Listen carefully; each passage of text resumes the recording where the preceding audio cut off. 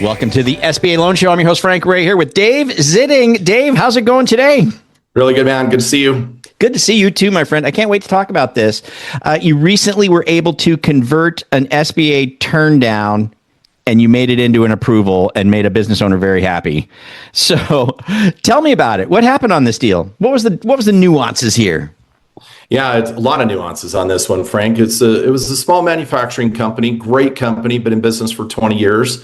They were in the process of expanding, and they obviously needed to get a bigger building. But before they went to get the bigger building, of course, those expansions and those needs come, right? So we're adding new people, we're adding new expenditures, we're adding new equipment. Margins are temporarily compressed. We have contracts being signed coming in. At the same time, I hate to say it, but CPA really didn't do the best job of actually showcasing how this business really cash flows and how it could cash flow in its best light. So this organization kind of just walked into their, local credit union, and they looked at a blank, just black and white set of numbers. These numbers weren't singing, they weren't working, they weren't hitting exactly what it is they would need for a typical SBA transaction. So we needed to get into the weeds with that, and that's when it came our way. So when you got the package, somebody had already said no, right? They found you, and you got the same information as the other lender, right? Yep. But what did you guys do? I mean, how is it that you were able to see kind of the light at the end of the tunnel with this business? Like, but the other guys weren't able to see that, or maybe they just don't think to look that way. Maybe they are just kind of like, hey, it either fits or it doesn't fit, and move on. Obviously, Dave, with you, this is why we love doing this show, is with you guys, that's not the case. You guys look a little deeper. You really look into the business and see what's happening, why things are the way they are, right? So what was it that when you looked at this stuff, I mean, did it just pop out at you, or did you just start asking deeper questions? How did you figure out how to fix this? And you got to put your investigation hat on, Frank. Number one. But you nailed it. That's the problem is, they're going into the bank. The bank's looking at black and white numbers. They're not caring to really dig in and understand the business, understand what's truly going on. So sorry to sound cliche, but it's about listening. It's about really sitting down with the client, honestly getting them monologuing, right? Tell me everything you can about your business.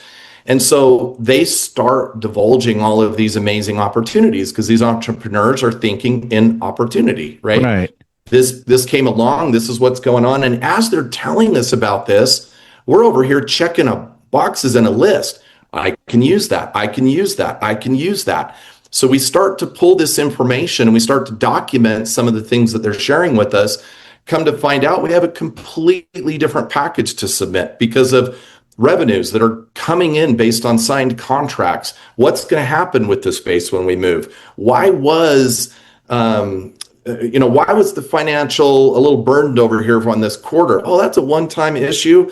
Let's talk about that. I actually put you in a better position, but this is how the financial had to play out. So we got to step back. We got to take a bigger picture. And number one, understand the business. What type of business is it?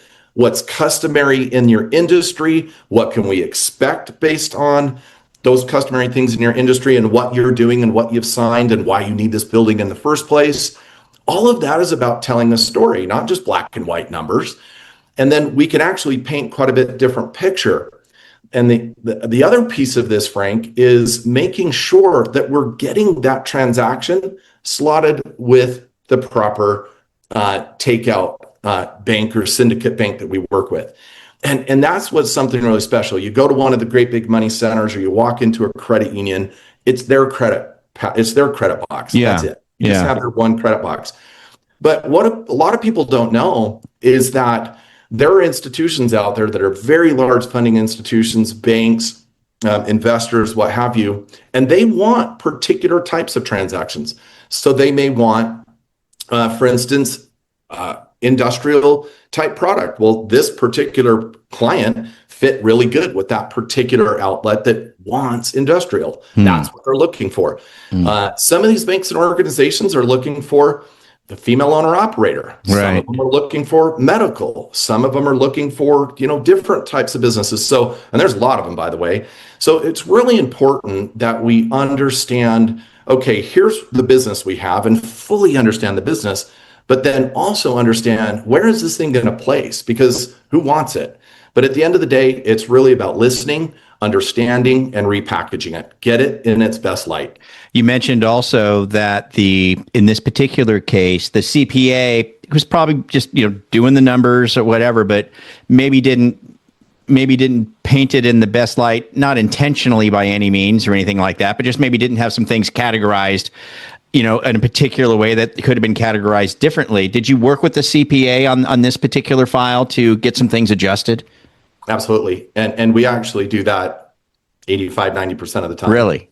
Yeah. We're meeting with all of the different parties and their CPA, their accountants, their controllers, and everybody to really understand what's going on, do a deep dive into the business. And as business people, we're looking at it from a different approach. We're looking at it very consultatively. We're not looking at it as, are we going to lend you money? We're looking at it as, what if we were running this business and our job was to run this business based on what we know about how money is lent?